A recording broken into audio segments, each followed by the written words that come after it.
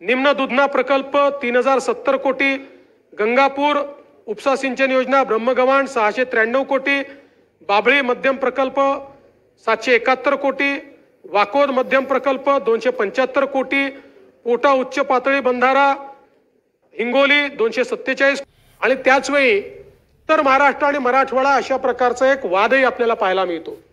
हा वाद जर दूर करायचा असेल तर अर्थातच आपल्याला तुटीच्या खोऱ्यामध्ये त्या ठिकाणी पाणी आणावं लागेल आणि म्हणून त्याचाही निर्णय आपण घेतला आणि 54 टीएमसी पाणी हे वेगवेगळ्या योजनांच्या माध्यमातून गोदावरीच्या खोऱ्यामध्ये आणून त्या ठिकाणी दमणगंगा वैतरणा गोदावरी नदीजोड प्रकल्प असेल किंवा या ठिकाणी वेगवेगळे प्रकल्प आहेत त्या सगळ्यांचा एकत्रित आपण हिशोब लावला तर मोठ्या प्रमाणात मराठवाड्यामध्ये आपल्याला सिंचनाच्या सोयी करता येतील। आज जवळपास उल्हास खोऱ्यातलं 54 टीएमसी पाणी या वेगवेगळ्या योजनांच्या माध्यमातून आपण या ठिकाणी आणतो आहोत आणि हे सगळं करत असताना एक मराठवाडा वॉटर ग्रिडचा प्रश्न देखील या ठिकाणी आला। खरं म्हणजे 2018 साली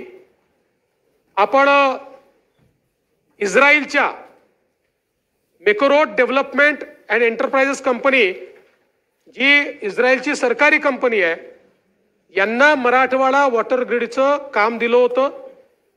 त्यांनी आपल्याला 6 सविस्तर अभ्यास अहवाल दिले होते, 10 प्राथमिक संकल्पना अहवाल त्यांनी दिले होते आणि जवळपास 8 प्राथमिक संकल्पना अहवाल त्यापैकी त्यांनी आपल्याला दिले आणि मग आपण मराठवाडा वॉटर ग्रिड ची संकल्पना त्या ठिकाणी मांडली आणि त्यातल्या एका जिल्ह्यातलं काम देखील आपण सुरू केलं होतं। 8 जिल्ह्यांच्या कामांना तत्वता मान्यता देखील आपण त्या ठिकाणी दिली होती। दुर्दैवाने त्यानंतर जेव्हा महाविकास आघाडीचं सरकार आलं त्या सरकारने मराठवाडा वॉटर ग्रिड करायची नाही असा निर्णय केला। हा निर्णय जयंतराव याकरता दुर्दैवी होता की आपल्याला काहीच करायचं नव्हतं, सगळा पैसा केंद्र सरकार देणार होतं। केंद्र सरकारने आपल्याला सांगितलं होतं जलजीवन मिशनच्या अंतर्गत तुम्ही आम्हाला डीपीआर पाठवा। अनेक राज्यांनी हे केलं की जलजीवन मिशन मध्ये ग्रिडचे डीपीआर पाठवले आणि त्याला मान्यता दिली। आताही आपल्याला 30,000 कोटी रुपये केंद्राने दिले। त्यामुळे हा जर डीपीआर जलजीवन मिशनच्या अंतर्गत आपण पाठवला असता तर आपल्याला पूर्ण त्याचा पैसा मिळाला असता। आपण त्याच्याऐवजी खंडित डीपीआर पाठवले, त्यालाही मान्यता मिळाली, त्याचं कामही आपण केलं, ते चुकलं असं मी म्हणत नाही। पण जी ग्रिड तयार झाली असते ज्याने मराठवाड्याला कायम पिण्याच्या पाण्याच्या दुष्काळातनं मुक्त केलं असतं ते काही आपण केलं नाही। परिणाम असा झाला की पैसा तर केंद्राचा मिळाला पण तो ग्रिड पद्धतीने मिळाला नाही। पुन्हा एकदा सरकार आल्यानंतर मी स्वतः जाऊन मंत्र्यांची चर्चा केल्यानंतर आपण जवळपास यातले जे प्रस्ताव आहेत त्यांनी प्रांजळपणे सांगतो, त्यांनी सांगितलं की आता जलजीवन मिशनचा हा टप्पा आमचा संपुष्टात येतोय पण तुम्ही तुमचा ग्रिडचा प्रस्ताव पाठवून ठेवा। नवीन मोदी सरकार जेव्हा येईल त्यावेळेस नवीन टप्पा सुरू होईल त्यावेळी आम्ही निश्चितपणे तुमचा विचार करू आणि म्हणून संपूर्ण याचा आराखडा तयार करून केंद्र सरकारकडे आपण पाठवलेला आहे। आता केंद्र सरकारचं नवीन मिशन ज्यावेळेस त्या ठिकाणी तयार होईल त्यावेळी पुन्हा एकदा आम्ही त्याचा पाठपुरावा करू आणि आता जे काही आपण जलजीवन मिशनच्या अंतर्गत नेटवर्क तयार केल्या त्याच नेटवर्कचा उपयोग करून त्याला जे काही जोड नेटवर्क तयार करायचं आहे ग्रिडच्या रूपानं ती ग्रिड तयार करण्याकरता केंद्र सरकारची मदत घेऊन ही मराठवाडा ग्रिड आपल्याला कशी पूर्ण करता येईल याचा देखील प्रयत्न हा पुढच्या काळामध्ये आपण करू।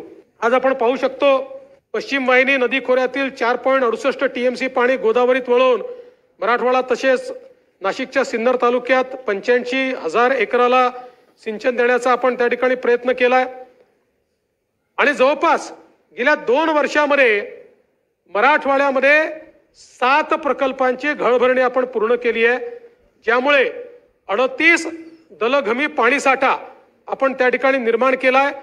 मराठवाड्यातल्या 11 सिंचन प्रकल्पाला मान्यता दिली आहे। 13,677 कोटी रुपयाची मान्यता आहे आणि विशेषतः कृष्णा मराठवाडा उपसा सिंचन योजना सुरेश धस साहेब दिली आहे मान्यता, टेंडरही काढलं आणि आताही पैसे दिले तुम्हाला पुन्हा. हा नाही आणि आता लगेच 300 कोटी रुपये तुम्हाला पुन्हा पुरवणीमध्ये. प्रयत्न फार होता जयंतराव, मला तुमचा स्वभाव माहिती आहे. प्रयत्न होता, परंतु सुप्रमाला फाईल जायची ते कुठे अडकायची त्याची चर्चा आपण खासगीत करू, पण त्या झाल्याच नाहीत. पण काही हरकत नाही, तुम्ही प्रयत्न केला नाही असं मी म्हणणार नाही, तुमचा प्रयत्न होता. जायकवाडी टप्पा 2 536 कोटी, निम्न दुधना प्रकल्प 3070 कोटी, गंगापूर उपसा सिंचन योजना ब्रह्मगव्हाण 693 कोटी, बाभळी मध्यम प्रकल्प 771 कोटी, वाकोद मध्यम प्रकल्प 275 कोटी, पोटा उच्च पातळी बंधारा हिंगोली 247 कोटी, जोडर परळी उच्च पातळी बंधारा हिंगोली 236 कोटी, पिंपळगाव कुटे उच्च पातळी बंधारा हिंगोली 266 कोटी, ममदापूर उच्च पातळी बंधारा परभणी 271 कोटी, उनकेश्वर उच्च पातळी बंधारा किनवट 195 कोटी आणि त्यासोबत ऊर्ध्व पैनगंगा 4014 कोटी. अशा प्रकारे मोठ्या प्रमाणात या ठिकाणी आपण सिंचनाची कामं सुरू केली आणि या सगळ्या कामांना निधी आपण उपलब्ध करून दिला. आताही जिथे आवश्यकता होता तिथे पुरवणी मागण्यांच्या माध्यमातून हा निधी आपण उपलब्ध करून दिला.